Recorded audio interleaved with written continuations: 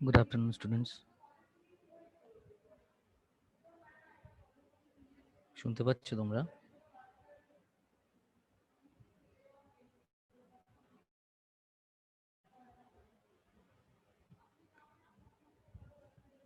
Hello, তোমরা শুনতে পাচ্ছ? Yes, sir. Yes, okay, sir. Yes, sir. First of all তোমাদের বলি, একটা মিসকনসেপশন হয়ে গেছিল, সেই কারণে সকালবেলা 10টার ক্লাসটা আমি দিয়ে ফেলেছিলাম। অ্যাকচুয়ালি আই ডিডন্ট নো যে থার্ড ইয়ার একটা ক্লাস ছিল থার্ড ইয়ারে, double host from a single portal হয়, সেই কারণে একটু প্রবলেম হয়ে গেছিল। এবার থেকে এরকমই হবে যে 10টা থেকে 11টার মধ্যে বৃহস্পতিবার আমি বা বিজি স্যার কেউ ডকুমেন্টস আপলোড করে দেবে গুগল ক্লাসরুমে, আর সেটা রেকটিফিকেশন হবে যে থিওরিটিক ক্লাস হবে নেক্সট, সেই থিওরিটিক ক্লাসের ফার্স্ট। ঠিক আছে, তোমরা শুনতে পাচ্ছ? ওকে স্যার। ওকে। ওকে, তো হ্যালো। হ্যালো, শুনতে পাচ্ছ সবাই তো? একটু জোরে বল। টাস্ক। হ্যাঁ, ঠিক আছে, তো এবার পরিষ্কার শুনতে পাচ্ছ হ্যাঁ, সবাই? এবার ওকে। ঠিক আছে, হ্যাঁ। তোমাদের এখনো অনেকে ঢোকেনি, আমি 5 মিনিট ওয়েট করছি। লেটস সি কতজন আসে, আমি দেন 2:05 থেকে শুরু করবো। ওকে, আমি এখন মিউট ওকে। করছি। ওকে।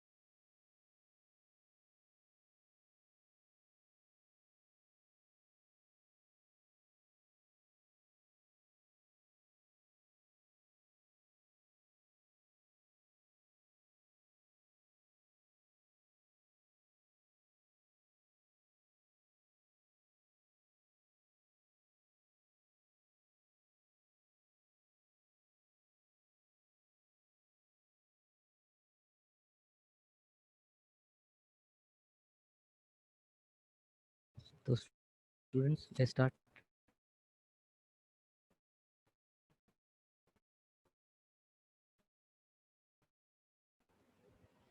আমি স্টার্ট প্র্যাকটিক্যাল করানো হয়েছিল সেটা, দ্যাট ইজ ওয়াই আমি ইউবিটাই আবার নতুন করে নতুন নেক্সট এক্সপেরিমেন্টটা করাচ্ছি, যেটা কিনা simultaneous estimation of paracetamol and ibuprofen by UV spectroscopy.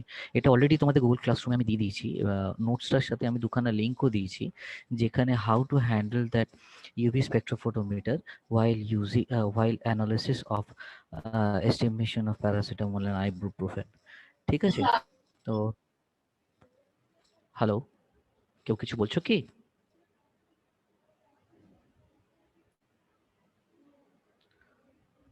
আমার কথা সবাই শুনতে পাচ্ছো? হ্যাঁ স্যার, শোনা যাচ্ছে। শোনা যাচ্ছে। ওকে ওকে ওকে। তো যেহেতু ইউবিটাই করাচ্ছিলাম, প্রথম দিন ফার্স্ট প্র্যাকটিক্যালটা ইউবির উপরই হয়েছে, দ্যাট ইজ বাই এটা কন্টিনিউয়েশন আমি ইউবিতেই করাচ্ছি। আমি একটা প্রসিডিওর তোমাদের বলবো, বিজি স্যারও এই সেমিনারে রয়েছেন, এই ওয়েবিনারে রয়েছেন আমাদের সাথে। আমার হয়ে গেলে উনি আরেকটা প্রসেস আছে বলবেন, যার যেরকম ইজি লাগবে উনি যেটা বলবেন সেটা উনি গুগল ক্লাসরুমেতে ডকুমেন্টসও প্রোভাইড করে দেবেন, যার যেটা ইজি লাগবে সে সেরকম অনুযায়ী তার ল্যাব নোটবুকে রেডি করবে। ঠিক আছে?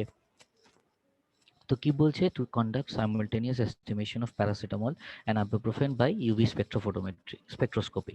অবজেক্টিভ কি বলছে, সাইমালটেনিয়াস এস্টিমেশন সেম।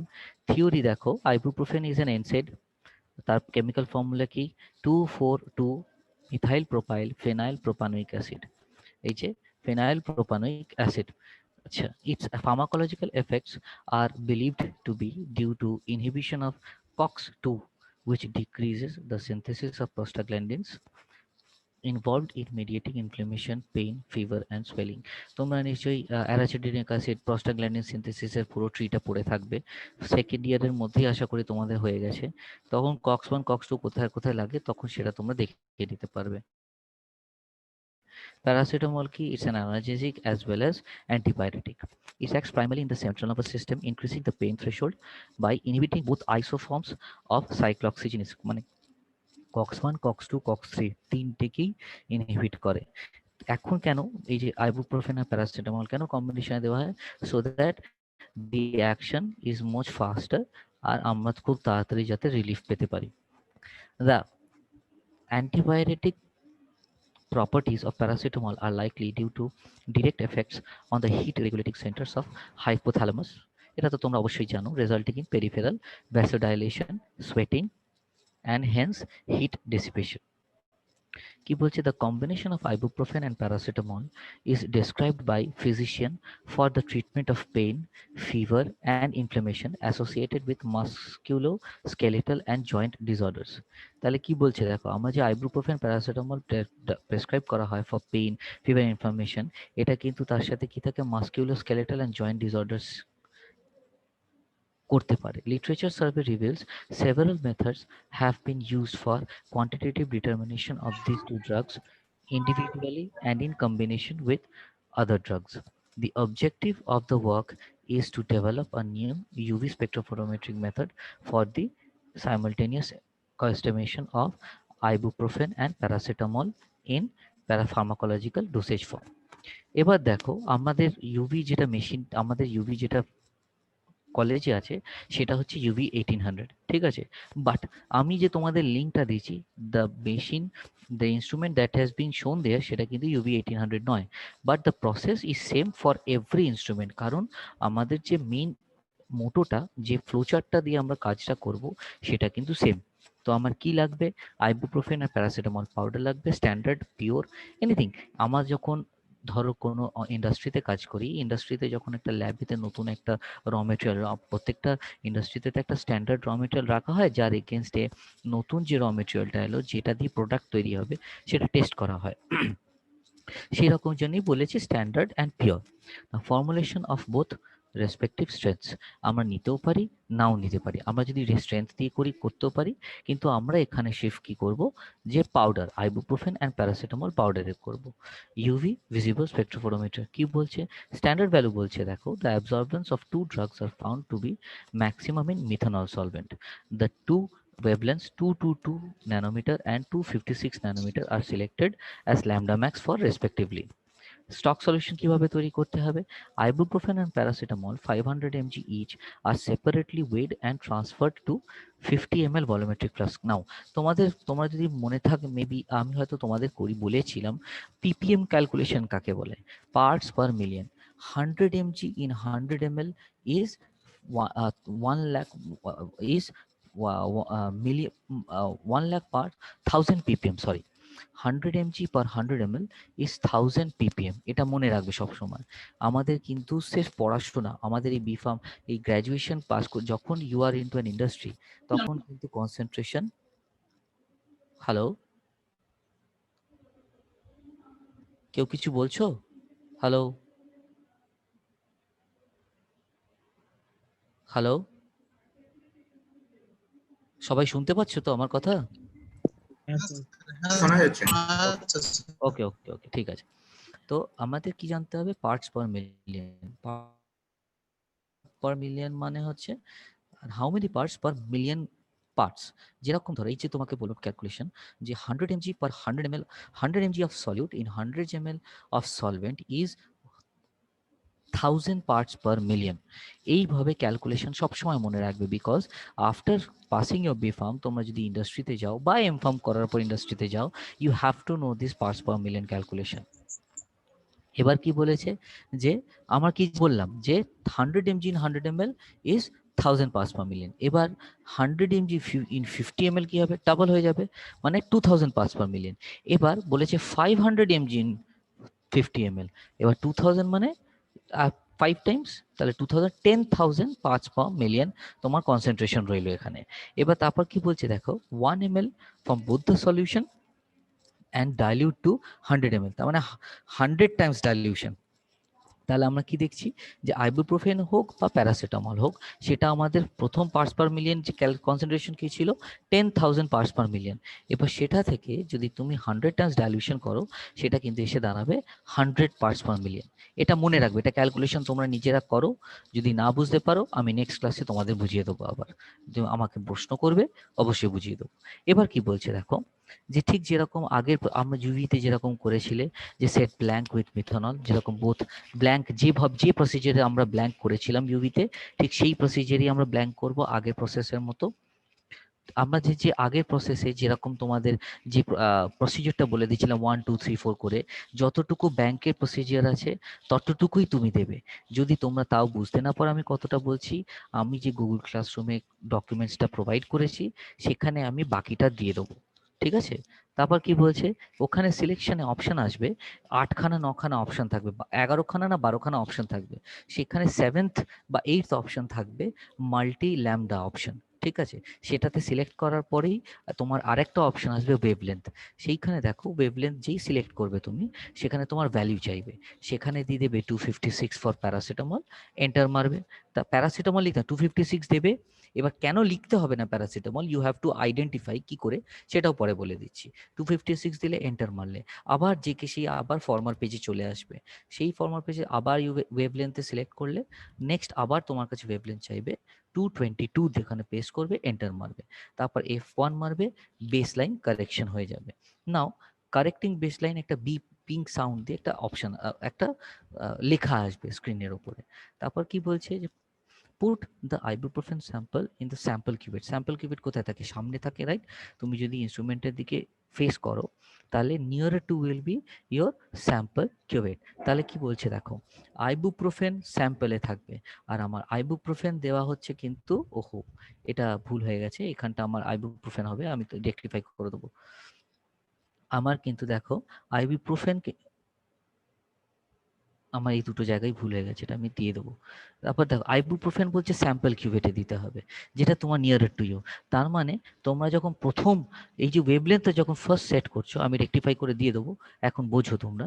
এই যে ফার্স্ট যে স্যাম্পলটা ওয়েভলেন্থে সেট করছো, সেটা কিন্তু ফর প্যারাসিটামল, মানে ফর রেফারেন্স কিউবেট, সরি, হ্যাঁ, রেফারেন্স কিউবেটের জন্য। আর নেক্সট যেটা ওয়েভলেন্থ সিলেক্ট করছো, সেটা ফর স্যাম্পল। এইটা দিলে সেম ওয়েতে তোমরা এরকম করলে, করে নাও we get the absorbance sample. Hello. Acha. Now we get the absorbance of samples while we press enter after typing the wavelength on the screen. এই যে আমরা যে করলাম দিয়ে যে এন্টার টিপবো সঙ্গে সঙ্গে কিন্তু আমার স্ক্রিনেতে আমার ওয়েভলেন্থ দেখিয়ে দেবে। যে দুখানা ওয়েভলেন্থ দেখাবে সেটা আমাকে কি করতে হবে, প্রত্যেকটার জন্য আলাদা আলাদা করে এই ইকুয়ালস টু ইপসাইলন সিটি মানে আমাদের অ্যাবজর্বেন্স যে ক্যালকুলেশনটা আছে সেখানে পুট করতে হবে। অ্যাবজর্বেন্সের ক্যালকুলেশন কি হচ্ছে ইপসাইলন সিটি। ইপসাইলন হচ্ছে প্যারাসিটামলের জন্য 0.5758 আর আইবুপ্রোফেনের জন্য হলো 0.928। পাথ লেন্থ কি জানি 1 সেন্টিমিটার। পাথ লেন্থ মানে কি? পাথ লেন্থ মানে হচ্ছে the thickness the cuvette through which the leaving the thickness of the cuvette glass। ঠিক আছে, এই হলো। তারপরে যে আমরা ক্যালকুলেশন করব, ক্যালকুলেশন পরে কনক্লুশনটা কিরকম হবে, the concentration of paracetamol and ibuprofen are এই কারণ আমরা অলরেডি যেই আমরা ওয়েভলেন্থটা দিয়ে দেওয়ার পর এন্টার মারবো সঙ্গে সঙ্গে কিন্তু ও নিজের অ্যাবজর্বেন্স দেখিয়ে দেবে। আর বিজি স্যার আছেন, বিজি স্যারকে আমি আনমিউট করছি। বিজি স্যার তোমাদের একটুখানি বুঝিয়ে দেবেন আর একটা different process, then you will ask questions to us.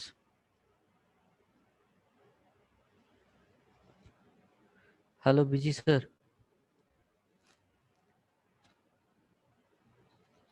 Unmute করুন স্যার।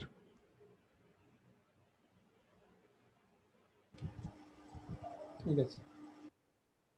হ্যাঁ স্যার, হ্যাঁ হ্যালো হ্যাঁ স্যার, এবার বলে দিন ওদেরকে।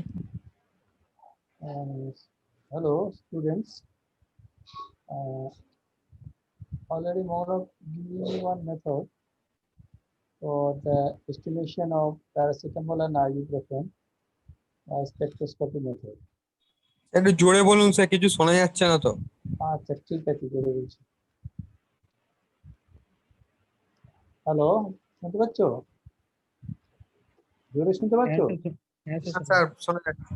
আচ্ছা ঠিক আছে, তাহলে already Mono told you that the method is spectrophotometric method for ibuprofen and paracetamol. But Mono is one instrument is also in our lab. The new instrument we have installed by Lab India. You can do it this method very easily because there are 8 cuvettes at a time. You can place it, and multi system is there, multi lambda is there. So many options are there.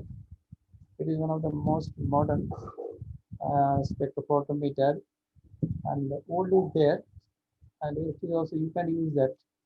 Method is no doubt good, but Mono is telling you that one need of standard ibuprofen and the standard paracetamol, and which is supplied by Central Drug Laboratory, Calcutta. Very small amount you have to supply from them are there, and then you have to make it working standard in your industry. So working standard is available, and this working standard you can first go for the dilution as per Mono, 30 million parts per million you have to make it, and simultaneously you can go for the calibration curve also from standard, and simultaneously you have to go for the tablet acid, tablet paracetamol standard ibuprofen, which is there. And this method you can easily do it, but I am giving you one method. The name of the method is, this is one of the method. I think you can see the slides here. Estimation of ibuprofen paracetamol, which is marketed, so many companies that available from there, and generally the tablet contains 400 milligrams of ibuprofen and 325 milligrams of paracetamol, and this is one of the easiest method, as it is not mentioned in IB. You have to go for the so many books is available. This method is available from PD711, one book is there, analytical drug profile is there. And in ibuprofen assay, you know the structure of ibuprofen, it is a propionic acid derivative. And this propionic acid, and if you go to the pKa value, it is 4.4. And in case of paracetamol, pKa value is 9.4. So this is a different pK value, that is the acidity of ibuprofen is there. In this method, we can go for the simple acid-base titration. This carboxylic acid group, when it's dissolved in just warm water, it will split up into CO minus and H plus. This hydrogen ion is, we are going for the acid, just acid-base titration using phenolphthalein as an indicator. So when we are going for acid-base titration, as ibuprofen is acid, so we are taking in burette 0.1 normal sodium hydroxide. And this sodium hydroxide is which was previously standardized, because sodium hydroxide is not a primary standard, it is a secondary standard. But when it reacts with, you have to go for the standard, that is oxalic acid is standard. It contains 2 molecules of water. So accordingly, you have to take equivalent amount of oxalic acid and molecular weight and find out the strength of sodium hydroxide. The strength of sodium hydroxide can be noted down. So sodium oxalic acid, you have to take 63 milligrams of oxalic acid, dissolve it in 1000 ml. From there, you take 10 ml and titrate to sodium hydroxide and note down the volume how much sodium hydroxide is consumed. Then by usual formula V1S1 and V2S2, you can find out the strength of sodium hydroxide. So this is needed for the calculation of ibuprofen, because ibuprofen you have to take 500 milligrams equivalent in a conical flask and dissolve it in distilled water.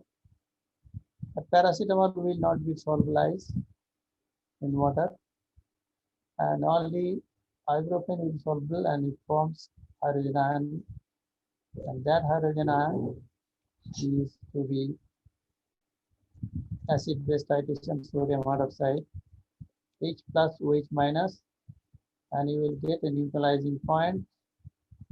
When the color of the solution becomes pink, that is phenolphthalein we have added, and then the endpoint indicates that there will be no ibuprofen at the time, because already it has been consumed by sodium hydroxide. Now, don't throw the solution, phenolphthalein color will be there. Now you go for the second part, that is paracetamol part. And that time, paracetamol part can be analyzed by spectrophotometric method. That is UV spectrophotometer. Already your mono sir is telling you that 257 is the lambda max for paracetamol, because every drug, every chemical substance has a specific lambda max, and if it deviates from there, that is if it is 258 or 256 or 257, no matter, but it deviates more than that, it is some problem with your sample. So after that, you have to go for the next, that is you have to go for the calculation. How much content of paracetamol present in a tablet? Very simple. You have to know the average weight of the tablet by calculating. You take 20 tablets at a time. One by one, you go for weighing, and if you have to go for the uniformity of weight. So uniformity of weight is stated already in IP. If it is more than 500 milligrams, it will be 5.5% plus minus, and if it is below 750, it will 250, then it will be 7.5%, and if below that 100 mg, then it will be 10% plus minus. So uniformity is there. So you have to see the uniformity, and I see the average weight. You know the calculation of average weight is very simple. You take the highest weight minus average weight divided by average weight into 100 will be plus. And if now average weight minus lowest weight divided by average weight into 100 is called the lowest minus. So that is average weight is very much needed for tablet. And now you have to consume how much volume sodium hydroxide is consumed. You note down V1. Strength of sodium hydroxide, you know. Now you have to multiply it point not 2062. What is 2062? Hello. It is the molecular weight of ibuprofen. That is immediately equivalent weight and average weight of the tablet divided by weight of the powder you have taken in gram. So this is very easy method for the rapid calculation for ibuprofen by just acid-base titration. No need of any spectrophotometer. Next, I am going for the paracetamol part. After completing your ibuprofen part, you have to take the sample in a separating funnel and extract with ethanol 70%. Why ethanol you choose? Because ethanol is a very highly soluble in paracetamol. So you have to extract the paracetamol with ethanol so that all the paracetamol will come into the ethanolic solution. You can take also other solution, other sample also, but ethanol is the best one. And we have to then evaporate the ethanol. So you take the ethanol layer and then dilute with sodium hydroxide and make a concentration, and you have to go for as RIP method. And now you see the absorbance as 257. Then you go for calculation content of paracetamol per tablet equal to absorbance into dilution into average weight by weight of the powder taken.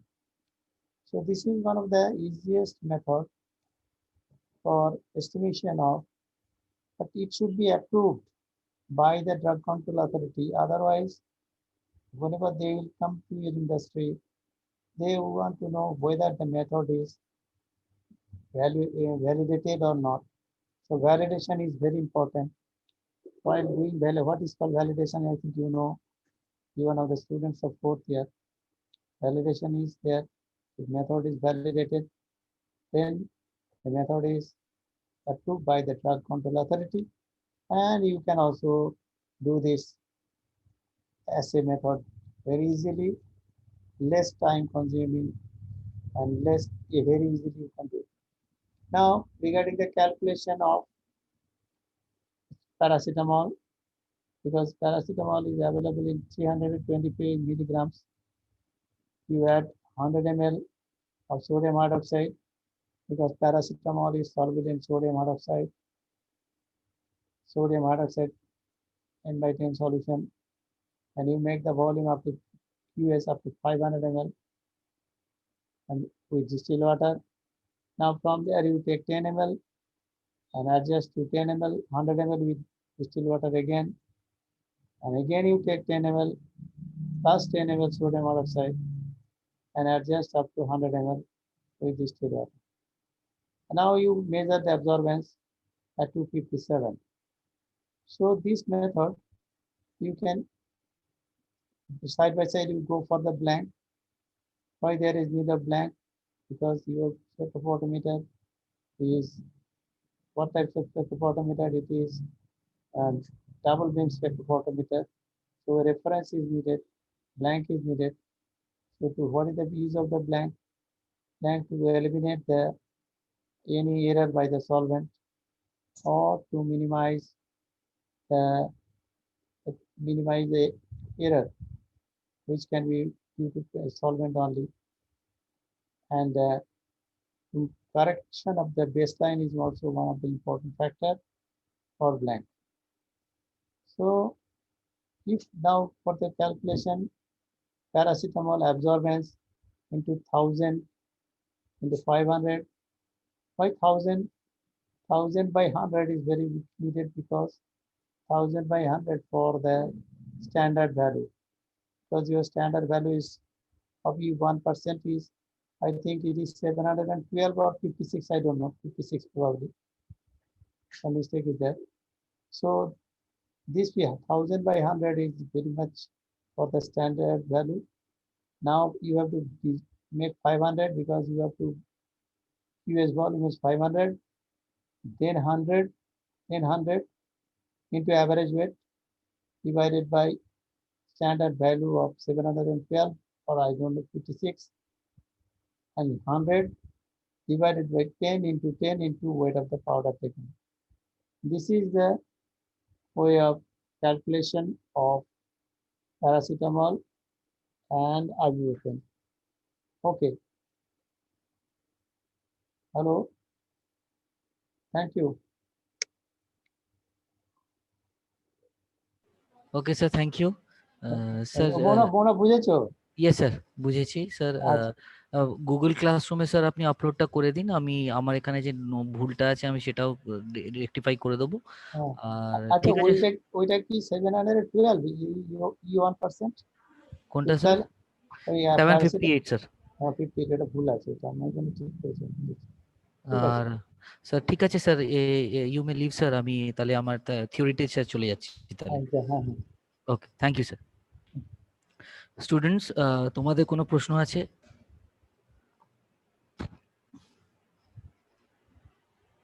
Hello students, তোমাদের কোনো প্রশ্ন আছে?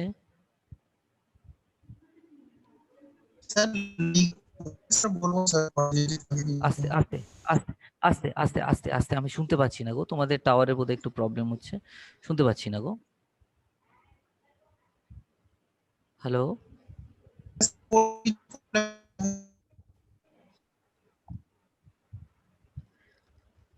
cannot hear you.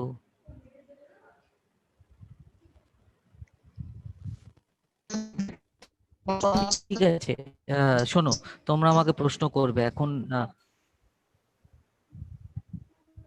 তোমাদের আওয়াজ কেটে যাচ্ছে বাবা, আমি কিচ্ছু শুনতে পাচ্ছি না, তোমাদের আওয়াজটা একদম স্ক্র্যাম্বল হয়ে আসছে।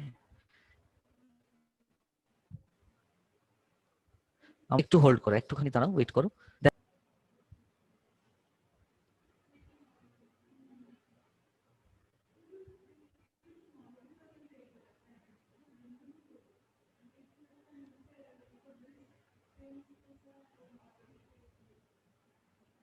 আভাস নায়ক, Yes, sir. Hello. আনমিউট করে আমাকে কিছু বলো, আমি দেখি শুনতে। Yes, sir. Yes, sir. Can you hear me? Yes, sir.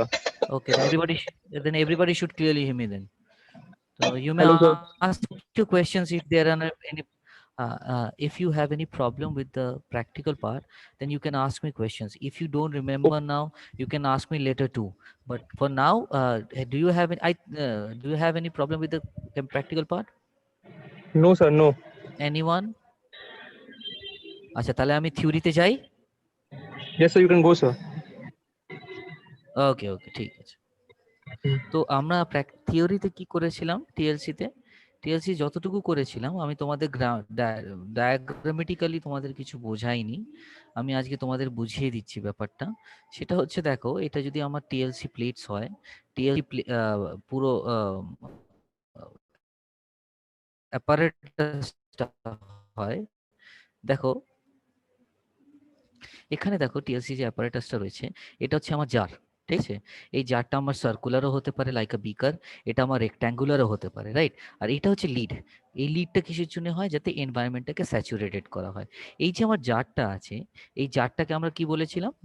যে কোনো একটা ব্লটিং পেপার বা এনি কাইন্ড অফ পেপার দিয়ে এটা ভেতর থেকে ভেতরে গোল করে রেখে দিতে। ওয়াই? যাতে এই মিডিয়াটা, এই যে আমার মোবাইল ফেসটা, সেটা যাতে পেপারটাকে ভিজিয়ে দিয়ে সেটা যাতে উপরে রান করে এনভায়রনমেন্টটাকে স্যাচুরেটেড করে, so that the run of the mobile phase does not get affected by the external any kind of external, what to say, criterias. তো দেখো আমার এটা করার পর এই যে আমার টিএলসি প্লেটটা রয়েছে, এই টিএলসি প্লেট, এটা ধরো প্লেট, গ্লাস বলো, অ্যালুমিনিয়াম বলো, যে কোনো শিট আছে, কিন্তু এই যে আমার যে এই জায়গাটা যেখানে আমার অ্যাডসর্বেন্টের যে লেয়ারটা আছে, এই লেয়ারটা দেখে মোটা মনে হচ্ছে, but it should be 0.25 mm। এর থেকে বেশি হলে আমার মোবাইল ফেস দিয়ে বা আমার সলভেন্ট রান করতে অনেক টাইম লাগবে। ঠিক আছে? এই যে এখানে কি দেখো কি বলেছে, preloading or soft tip saturation. এটা কেন soft tip, preloading and soft tip saturation? কারণ দেখো আমার মোবাইল ফেসটা রান করেনি, আমার এই কালারটা আর মোবাইল ফেসের কালারটা দেখো এক, কিন্তু এখানে এখনো মোবাইল ফেস রান করেনি। এইটা কিন্তু স্যাচুরেটেড হচ্ছে by the by the environment created when the paper inside the jar is soaked in the mobile phase। কি soaked? এই যে পেপারটা রেখে দিয়ে যে স্যাচুরেশন করতে হবে এনভায়রনমেন্ট, সেই পেপারটা কিন্তু আমার এই এনভায়রনমেন্টটাকে স্যাচুরেশন করছে। এখানে কি বলছে, exchange between vapour and liquid. কেন ভেপার অ্যান্ড লিকুইড? আমরা কি জানি মোবাইল ফেস যদি আমরা ধরো ইথানল ইউজ করি, যদি আমরা মিথানল ইউজ করি, দে হ্যাভ ভেপার্স। লিকুইড কেন বলছে? কারণ এই যে আমার এইখানে যে সলিউশন, এখানে এই জায়গাটা আছে আমার ভেপার আছে, জলও হতে পারে। সেই জলটা আমার এখানে একটা কি, আমার এখানে তো ভেপার অবশ্যই। কারণ কি, আমার জলটা যেহেতু আমার স্যাচুরেশন কখন হয়, একটা এই যে অ্যাপারেটাসটার ভেতরে এনভায়রনমেন্টটা কখন স্যাচুরেটেড হবে? যখন না মোবাইল ফেস যেটা আছে সেটা দিয়ে পুরো এয়ারটা, পুরো ভেতরের এয়ারটা কভার্ড হয়ে যাবে, স্যাচুরেশন হয়ে যাবে, তবে না হবে। তো কখন হবে? যখন এই মোবাইল ফেসটা অ্যাজ ইন এয়ার এসে যাবে। তো আমি তো এই যে আমার যখন মোবাইল ফেসটা রান করছে এটা দিয়ে, আমার এখানে লিকুইড আছে অ্যাডসর্বেন্টার ভেতরে, আমার এখানে এয়ার আছে, এর ভেতরে যে এক্সচেঞ্জটা হয় যেটা কিনা স্যাচুরেশন মেনটেন করতে সাহায্য করে অফ দ্য টিএলসি প্লেট 2, সেইটাকেই কিন্তু এখানে দেখানো হয়েছে। এ দেখো সলভেন্ট ফ্রন্ট। কেন সলভেন্ট ফ্রন্ট? এবার সলভেন্ট ফ্রন্ট কি বলেছিল আমাদের, একটা বলেছিলাম মনে আছে, যে আমার স্লাইড যখন আমরা টিএলসি প্লেটটা যখন রাখবো, আমরা উপরে একটা মার্ক ফিক্স করে দেবো। সেই মার্কটা ফিক্স করে দিলে সেই ততটা অবধি কিন্তু আমার মোবাইল ফেস রান করছে। কেউ একজন আমাকে বলো তো সেই মার্কটাকে কি বলা হয়? বলো দেখি কেউ।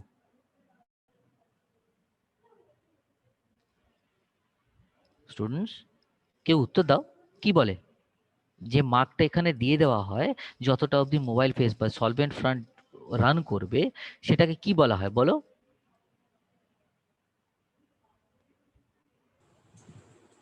RF value.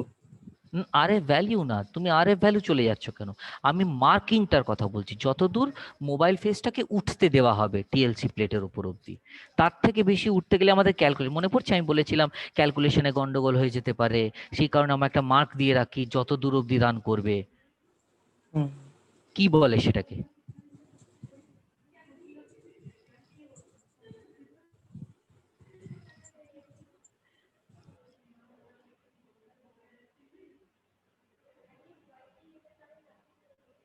কেউ বলতে পারবে না?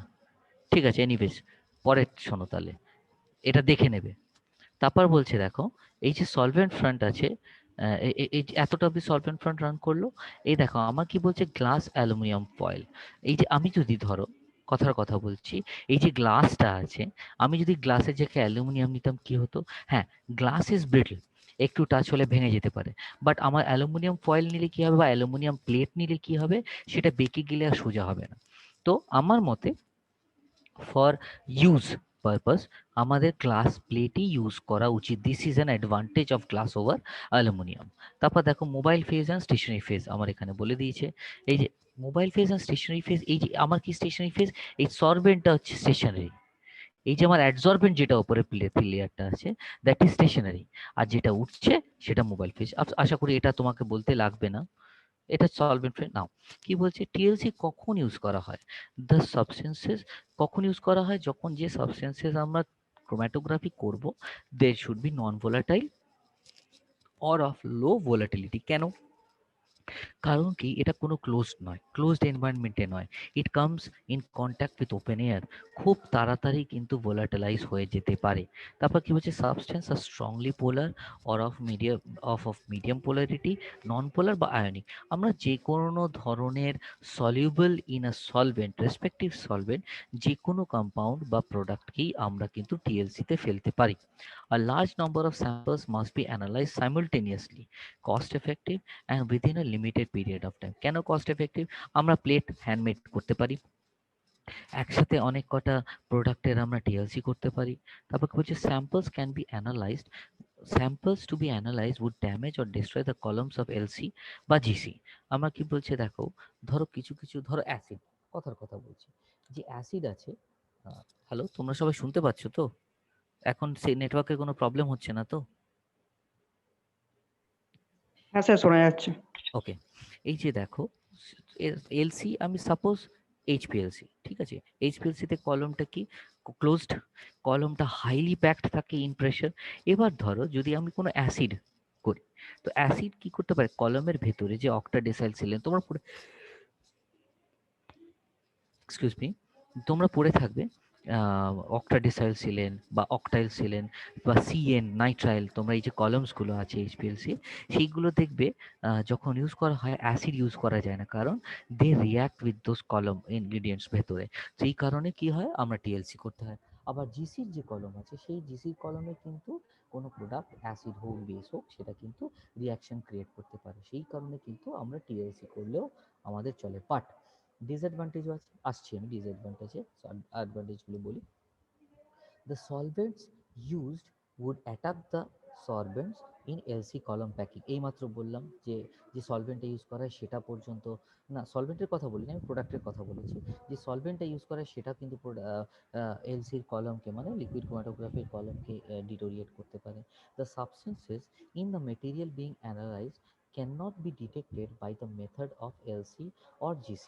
তাহলে আমরা কি কি প্রোডাক্ট ইউজ করি যেটা এলসি বা জিসি দিয়েও আমরা ডিটেক্ট করতে পারি না। After the chromatography, all the components of the samples have to be detectable।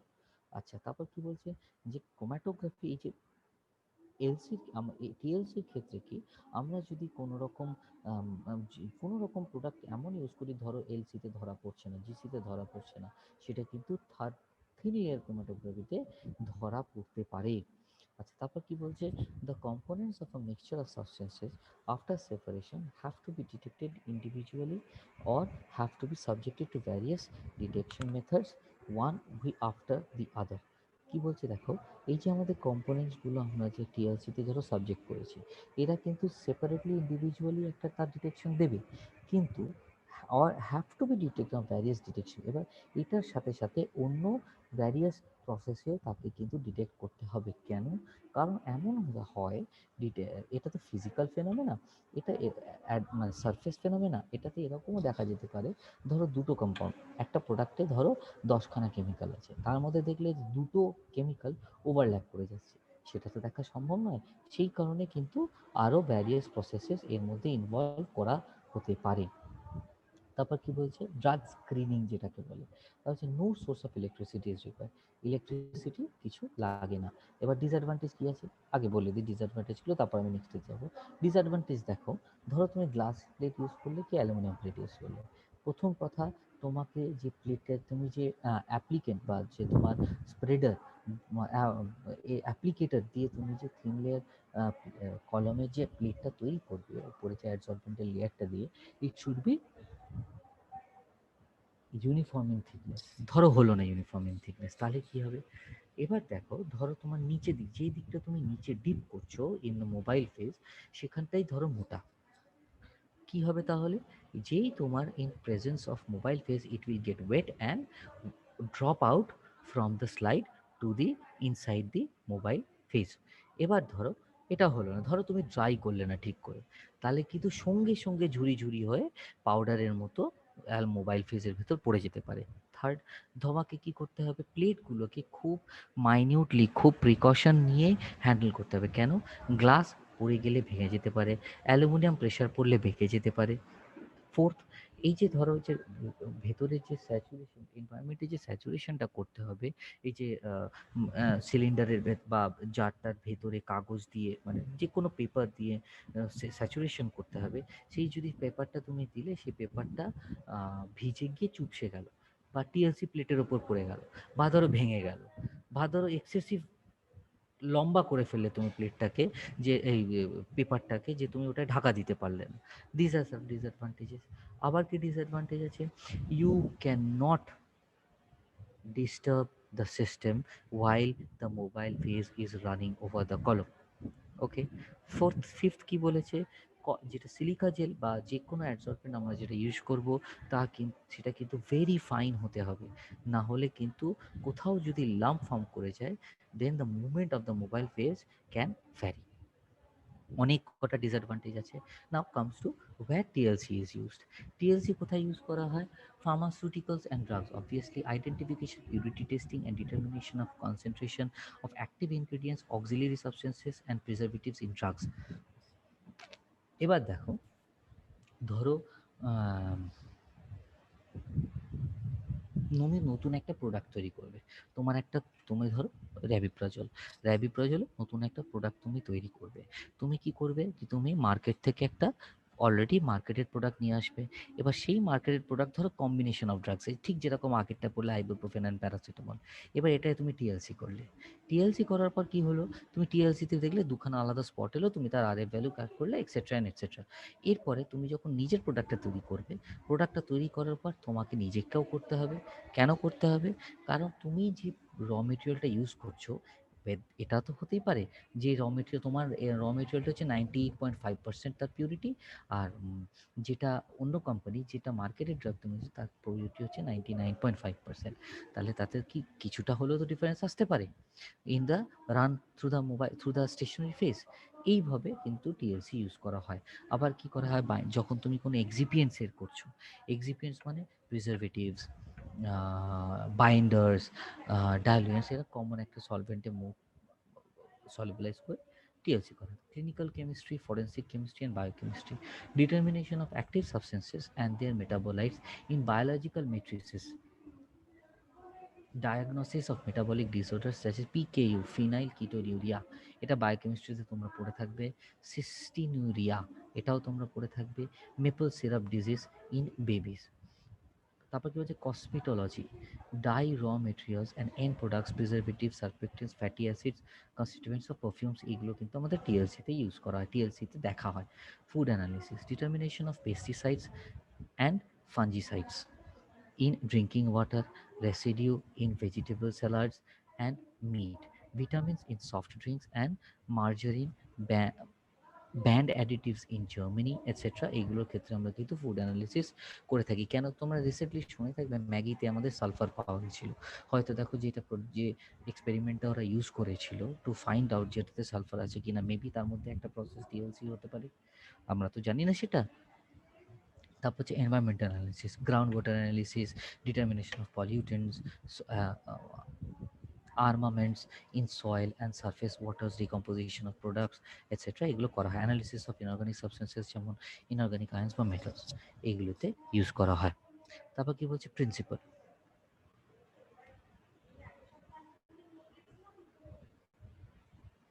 কি বলছে, it is based on the principle of adsorption chromatography or partition chromatography. partition chromatography কি সেটা আমি নেক্সট যখন partition chromatography পড়াবো তখন তোমাদের বলে দেবো। এখন জেনে রাখো partition, তুমি ধরে রাখো as per polarity due to as per the affinity of the product towards the stationary phase বা towards the mobile phase, এইভাবে কিন্তু আমাদের অ্যাডসর্পশন ক্রোমাটোগ্রাফি প্রিন্সিপাল রান করে। সেই মনে করে দেখো আমি বলেছিলাম repulsion as well as attraction both কাজ করে, সেই প্রসেসটাই এখন মনে রাখো। এই পার্টিশন ক্রোমাটোগ্রাফি কি সেটা হচ্ছে ভেরি অ্যানাদার ভাস্ট সিলেবাস, সেখানে আমি যখন পার্টিশন ক্রোমাটোগ্রাফি পড়াবো তখন তোমাদের বলে দেবো। or a combination of both depending on adsorbent and its treatment and nature of solvent employed. কি বলছে দেখো, the components with more affinity towards stationary phase travel slower. কেন? দেখো আমার যদি লেস অ্যাফিনিটি থাকে স্টেশনারি ফেজে ফসি, তাহলে কি হবে, স্টেশনারি ফেজ সেটাকে কি করবে, রিপেল মনে করে দেখো পড়েছিলাম, নট রিপেলশন, সেটাকে অ্যাকচুয়াল রিপেলশন বলা যায় না, বাট নট অ্যাট্রাকশন, সেটাকে রিপেলশন হিসেবে বলছে। রিপেল করবে তাহলে কি সেটা কি স্টেশনারি ফেজ দিয়ে মুভ করতে দেবে? দেবে না। কি বলছে, components with less affinity towards stationary phase. এই যে দেখো আমার যদি স্টেশনারি ফেজের অ্যাফিনিটি থাকে, যেমন ধরো ম্যাগনেট, দুটো ম্যাগনেট আছে, একটা একদিকে ফেস টুয়ার্ডস ইচ আদার, মানে নর্থ পোলস আর ফেস টুয়ার্ডস ইচ আদার, আর মাঝখানে আরেকটা ম্যাগনেট রাখা হলো যেটা নর্থ পোল আর সাউথ পোল দুটো রয়েছে। এবার তোমার কি মনে হয় ম্যাগনেটটা কোন দিকে যাবে?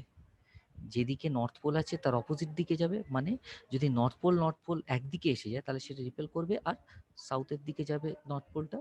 ঠিক আছে, ঠিক সেরকম ভাবেই আমার যখন যদি স্টেশনারি ফেজের দিকে অ্যাফিনিটি থাকে, তাহলে সে মোবাইল ফেজ দিকে রান করতে দেবে? দেবে না, সে স্টেশনারি ফেজে স্টিক হয়ে থাকবে, সে তার আরএফ ভ্যালু অনেক কম আসবে, রাইট? ঠিক সেটাই হচ্ছে ব্যাপার। তারপর কি বলছে দেখো, ইন টিএলসি সলিড ফেজ মানে adsorbent is coated with solid support, মানে ওই যে thin layerটা 0.25 mm. In many cases, a small amount of binder, such as plaster of Paris, is mixed with the adsorbent to facilitate the coating.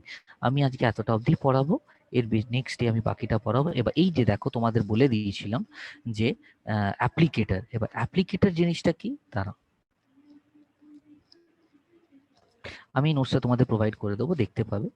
এ দেখো applicator কিরকম হয়, এই যে হ্যান্ডেলটা দেখছো, এই হ্যান্ডেলটা দিয়ে এইটা হচ্ছে পুরো একটা শ্যাফট, ঠিক আছে, পুরো এই এই পুরো লেন্থ বরাবর এই যে শ্যাফটটা আছে, শ্যাফটটা এই রকম ভাবে ঘোরে। কেন ঘোরে? আর এখানটা ফাঁকা জায়গা আছে। আমরা যে যখন ধরো টিএলসটা আমি ধরো তোমাকে বললাম সিলিকা জেল জি আমরা যে স্লারিটা তৈরি করলাম সেটা এখানে ঢাললাম, ঢেলে দিয়ে এই জিনিসটাকে ঘুরিয়ে দিলাম, ঘুরিয়ে দিলে কি হবে, মুখটা বন্ধ হয়ে যাবে। এই যে এখানে দেখো গ্লাস প্লেটস রাখা আছে, কি বলেছিলাম 20 সেন্টিমিটার, 10 সেন্টিমিটার, 5 সেন্টিমিটারে। এবার সেটা বরাবর উল্টে দিয়ে এই আবার এটাকে খুলে দেওয়া হলো, তাহলে কি হবে, মুখটা খুলে যাবে, তার এটাকে সেই খোলার সঙ্গে সঙ্গে এটাকে রান করে দেওয়া হলো, তাহলে কি হবে, ইউনিফর্ম থিকনেস সেই সিলিকা জেলটা এর উপর স্প্রেড হয়ে যাবে। এইভাবে টিএলসি প্লেট, আই থিঙ্ক তোমরা ল্যাবে অলরেডি দেখেছো। ওকে, এনিওয়েজ আমি আজকে এইটুকু পড়ালাম, এর মধ্যে যদি কারোর কিছু প্রশ্ন থাকে আমায় জিজ্ঞেস করতে পারো, নেক্সট ডে আমি বাকিটা পড়াবো। স্যার হ্যাঁ বলো। স্যার বলছি ধরুন একটা আননোন স্যাম্পল আর কি, তো হুম সেটার আমরা তো টিএলসি করে আরএফ ভ্যালুটা আর কি ডিটারমাইন করব, হুম তো তারপর আমি এখনো ওখান যাইনি, আর এফ ভ্যালুতে এখনো যাইনি, আমি যখন পড়াবো তুমি তখন এটা জিজ্ঞেস করো। আমি আর এফ ভ্যালুর আগে তুমি যে প্রশ্নটা করেছো যে আননোন স্যাম্পল নিয়ে কি করবে, হ্যাঁ তাই তো? এবার দেখো তুমি আননোন হ্যাঁ স্যাম্পলে আননোন স্যাম্পলটা টিএলসি, কি করে, হ্যাঁ হ্যাঁ বলছি, আননোন স্যাম্পলে তুমি টিএলসি করে ডিটারমাইন করতে পারবে না সবসময়। দেখো বারবার বলছি, আননোন স্যাম্পল টিএলসি ফেনোমেনাটা কি বলো তো আমাকে আগে? স্যার অ্যাডসর্পশন, অ্যাবজর্পশন, হ্যাঁ অ্যাডসর্পশন, হুম, ADSORPTION, তাই তো? অ্যাডসর্পশন হ্যাঁ ইজ আ সারফেস ফেনোমেনা না ফিজিক্যাল ফেনোমেনা, তাই তো? স্যার হ্যাঁ surface physical phenomenon, surface phenomena, মানে হ্যাঁ হ্যাঁ মানে কিন্তু এটা সারফেসের ফিজিক্যাল, উপর হ্যাঁ এটা অবশ্যই কেমিক্যাল ফিজিক্যাল, কোনো ফেনোমেনা নয়, হুম এটা হুম না না ফিজিক্যাল একদম, ফেনোমেনা, তাই তো? হুম হুম হুম ফিজিক্যাল ফেনোমেনা দিয়ে তুমি তার ফিজিকো কেমিক্যাল সিমিলারিটিস দেখাতে পারো। ধরো তুমি হুম, র্যাবিপ্রাজল করলে আর একটা আননোন স্যাম্পল করলে, ঠিক আছে, হ্যাঁ এবার ধরো তোমার র্যাবিপ্রাজলের পিউরিটি হচ্ছে 100%, 100.0 মানে 99.9 টু 100.01% হচ্ছে তার পিউরিটি, ঠিক আছে। হুম তুমি হুম ধরো স্ট্যান্ডার্ড নিলে একটা র্যাবিপ্রাজল, ঠিক আছে, হুম তোমাকে হুম যেটা দেওয়া হলো র্যাবিপ্রাজল ইমপিওর, তাছাড়া হচ্ছে 50%। কথার কথা হুম, বলছি তোমাকে আমি, হ্যাঁ হ্যাঁ তুমি আমাকে বলো দুটো কম্পেয়ার করে তুমি বলতে পার, তুমি ধরো জানোই না, তোমাকে হুম দেওয়া হলো যে 50% ইমপিওর যে হুম, র্যাবিপ্রাজলটা, তোমার বলাই হলো না, এটা আননোন স্যাম্পল দেওয়া হলো, তুমি বলতে পারবে যে দুটো র্যাবিপ্রাজল এক, মানে দুটো কম্পাউন্ড এক? না না, কে করে? তাহলে সেটাই হচ্ছে ব্যাপার, যে তুমি যতক্ষণ হুম, না কেমিক্যাল কোনো অ্যানালিসিস করছো তুমি হ্যাঁ, টিএলসি দিয়ে বলতে পারবে না। If hmm, you know the no, if you have the known attributes, মানে দুটোর হুম, পিউরিটি এক, দুটোর কি বলবো ময়েশ্চার, প্রেজেন্স অফ ময়েশ্চার এক, দুটোর এলওডি এক, এলওডি মানে জানো তো,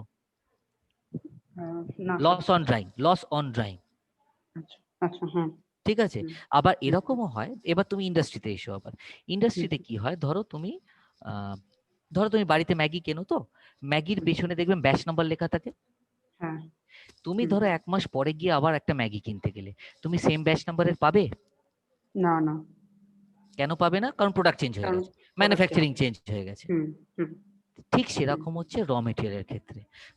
তুমি টিএলসি ভ্যালু জানো, তোমার হুম। কাছে যে স্ট্যান্ডার্ড ড্রাগটা, এই যে স্যার বললেন না তখন যে সিরিয়াল থেকে তোমার কাছে স্ট্যান্ডার্ড ড্রাগ একটা দেওয়া হ্যাঁ। হলো, ঠিক আছে, হ্যাঁ। তার তুমি এলওডি জানো, তুমি তার টিএলসি আরএফ ভ্যালু জানো, সবকিছু জানো, কিন্তু তুমি ধরো তুমি তো একটা প্রোডাক্ট তৈরি করবে র্যাবিপ্রজলের, সেই র্যাবিপ্রজল যেটা দিলো সেই র্যাবিপ্রজলটা পিওর কিনা তুমি কি করে বুঝবে? তুমি তার সিওএ দেখতে হবে, সার্টিফিকেট অফ অ্যানালিসিস দেখতে হবে, কিন্তু দেখলে তুমি যে একটার পিউরিটি হচ্ছে 99%, একটার পিউরিটি হচ্ছে 80%, অথচ তোমার টিএলসি প্রায় সেম রান করছে, তাহলে কি ঠিক? জিনিসটা কি ঠিক?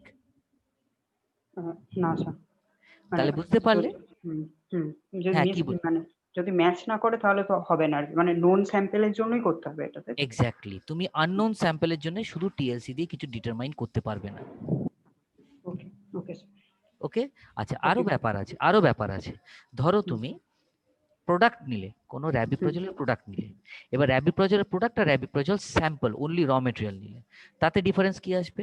হতে পারে তো তুমি যে হ্যাঁ। প্রোডাক্টটা করছো তাতে 10খানা আলাদা আলাদা ডট এসে গেল। হ্যাঁ, হ্যাঁ স্যার, ওই এক্সিপিয়েন্স এর জন্য তোমাকে আসতে আগে পারে। বলেছিলাম মনে আছে টেলিং আসে, হ্যাঁ, হ্যাঁ, মনে হ্যাঁ, হ্যাঁ, পড়ছে তোমাদের হ্যাঁ, বলেছিলাম? তো হ্যাঁ টেলিংটা স্যার। লম্বা হয়ে গেলে তুমি ক্যালকুলেশনটা কি করে করবে টিএলসি তে? হুম, হুম, কত দূর নেবে, কোথা থেকে কত অবধি নেবে, বুঝতে পারছো কি বলছি? হ্যাঁ বুঝতে পেরেছি। TLC is only an observational phenomena. তুমি টিএলসি দিয়ে কিছু কনক্লুড করতে পারবে না, you can't conclude with TLC. Okay sir. Okay আচ্ছা, আর কেউ কিছু প্রশ্ন করবে? স্যার। স্যার আর একটা হ্যাঁ, বল জিনিস বল বলার বল ছিল। বল। স্যার ওই ডিসঅ্যাডভান্টেজের ওখানে যেটা বলছিলেন আর কি, হুম। তো ওই গ্লাস প্লেট আর হচ্ছে অ্যালুমিনিয়াম প্লেট, তো স্যার গ্লাস প্লেটটা কি ইউজ করা হয় নাকি ওই রেডিমেড প্লেট বা অ্যালুমিনিয়াম প্লেটটা ইউজ রেডিমেড করা হয়? প্লেট ইউজ করা হয়। রেডিমেড প্লেট কিন্তু না অ্যালুমিনিয়ামের হয় না হুম, কিন্তু গ্লাসের হয়। ওরা একটা ফিল্ম হয়, যেটা ফিল্মটা একটু হার্ড হয়, ঠিক আছে। টিএলসি আচ্ছা। প্লেটটা পেছন দিকে একটা সিলভার, তোমরা দেখে থাকো, তোমরা ল্যাবে করেছো না, ল্যাবেতে দেখেছো না যে ল্যাবে স্যার ওই গ্লাস মানে স্লাইডের উপর করা হয়েছিল আর কি। আচ্ছা, দেখবে আর এমনি তোমরা যখন ইয়েটা স্যার দেখিয়েছিলেন, ওই প্লেটটা প্লেটটা কি দেখিয়েছিলেন হয়, অ্যালুমিনিয়াম পেছন প্লেটটা। দিকটা শাইনি হয় আর উপর দিকে হুম, হুম, টিএলসি। এবার ওতে প্রবলেম হচ্ছে, হুম, তুমি গ্লাস একটু হার্ড, তুমি ভাঙতে পারবে না, কিন্তু এই হুম, ফিল্মগুলো তোমার হট করে হাতে বাই অ্যাক্সিডেন্ট ভাঁজ করে ফেললে টিএলসি হুম, কিন্তু প্লেটটা ডিসকন্টিনিউয়াস হয়ে যাবে, তাহলে কিন্তু হ্যাঁ, টিএলসি প্লেটটা নষ্ট হয়ে যাবে। কিন্তু প্লেটের ক্ষেত্রে কি, তুমি প্লেটটা আবার নতুন করে রিইউটিলাইজ করতে পারবে, দের ইজ হ্যাঁ, no loss of hmm, plate. Hmm. Okay, okay, বুঝতে ওকে, পেরেছো? ওকে। আচ্ছা, হ্যাঁ স্যার। দাঁড়াও আমি তোমাদের চ্যাটটা দিয়ে দিই, এই চ্যাট বলছি, অ্যাটেন্ডেন্সটা তোমাদের দিয়ে দিই। হ্যাঁ স্যার, বলছি যে আরেকটা ওই যে লাইনটার কথা বলছিলেন না, ওই বলো কি বলছো? প্লেটের উপরে যে, স্যার বলছি প্লেটের উপরে যে লাইনটা দেওয়া হয় বলছিলেন, যেটা জিজ্ঞাসা করলেন আর কি, ওটা স্যার স্ট্রিকি লাইনটা বলে তো ওটাকে? বুঝলাম না গো, কি বলছো? স্যার আপনি ওই যেটা কোশ্চেনটা করলেন না, যে ওই টিএলসি প্লেটের উপরে যে মানে লাইনটা দেওয়া হয় আর কি, মানে হ্যাঁ, আপ আপ মার্কে, ওটাকে কি বলে আর কি? তো ওটা স্যার ওই স্ট্রিকি লাইন বলে তো ওটাকে? না না না না না না, আমি বলবো না, তুমি দেখো ওখানে পরিষ্কার আচ্ছা। লেখা আছে। লাইন মানে কোনটা, একটা ইমাজিনারি লাইন ড্র করা হয়েছে যেটা অবধি মোবাইল ফেসটা রান করবে, তার উপরে আর রান করবে না। আমি সেই আচ্ছা। স্যার লাইনটার কথা বলেছি। স্যার আচ্ছা, আচ্ছা, হ্যাঁ ওকে বলো, স্যার। হ্যাঁ স্যার, বলছি ওটাকে কি স্যার ইলুটেটিং পয়েন্ট বলা হয়? কি বলো? ইলুটেটিং পয়েন্ট? পয়েন্ট কেন বলবে, লাইন তো ওটা। ইলিউটেটিং পয়েন্ট কোনটা, যে পয়েন্টে তোমার ইলিউট করছে, দ্যাট ইজ এর ইলিউটেটিং পয়েন্ট। তুমি দেখে বলো না। আচ্ছা, আমি এখন আর নেক্সট বোধহয় ক্লাস আছে তোমাদের, বোধহয় 3টে থেকে নাকি? তোমাদের 3টে থেকে বোধহয় ক্লাস আছে না আবার? তো ঠিক আছে, তোমাদের যদি এখন আরো কোনো প্রশ্ন থাকে, এই অ্যাটেন্ডেন্সটা তোমরা দিয়ে নাও, তোমরা পেয়ে গেছো, আই থিঙ্ক চ্যাটে পেয়ে গেছো নিশ্চয়ই, আমি অ্যাটেন্ডেন্স শিটটা দিয়ে দিয়েছি, সবাই পেয়েছো তো? Yes sir. হ্যাঁ, তোমরা অ্যাটেন্ডেন্সটা দিয়ে নাও, যদি তোমাদের কোনো কোয়ারি থাকে আমি তো আবার নেক্সট ক্লাসে আসবো, তোমরা আমাকে আবার জিজ্ঞেস করতে পারো, আমাকে তোমার ফোন নাম্বারও আমার জানো, হোয়াটসঅ্যাপও জানো, প্রত্যেকে যারা যারা আমাকে কল করেছে আমি তাদেরকে কিন্তু আনসার করে দিয়েছি। যাদের যদি আরো কোনো কোয়ারি থাকে ইউ ক্যান আস্ক মি, ওকে? আমি খালি প্র্যাকটিক্যালের যে জায়গাটা প্রবলেম আছে সেটা আমি রেকটিফাই করে আবার আপলোড করে দেবো, ঠিক আছে? Okay, okay, have a good day. Thank you.